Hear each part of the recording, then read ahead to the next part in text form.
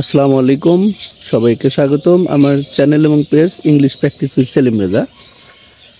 চলুন একটি নতুন শব্দ শেখা যাক। আমাদের আজকের শব্দ হচ্ছে ডিসিপ্লিন। আপনারা জানেন ডিসিপ্লিন শব্দের অর্থ হচ্ছে শৃঙ্খলা, নিয়ম। কোনো কাজ করার জন্য আমাদের ডিসিপ্লিনকে মেনে চলতে হয় এবং এমন কোনো কাজ নেই যেখানে কোনো ডিসিপ্লিন নেই।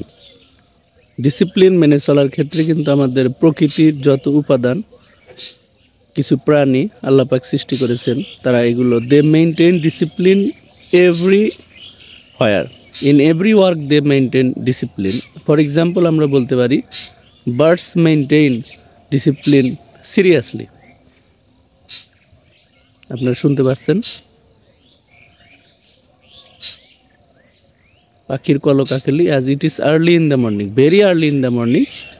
এটা হচ্ছে খুবই ভোরবেলা।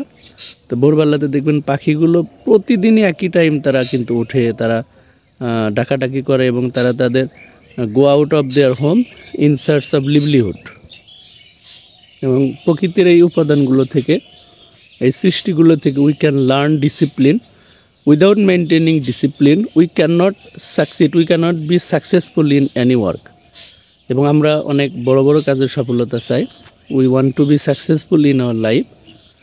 So we have to take lesson from the environment, from the creatures of the nature.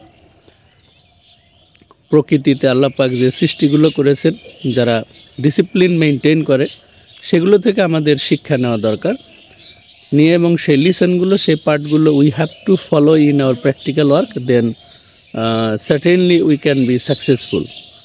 So I hope that we will maintain this very doctrine.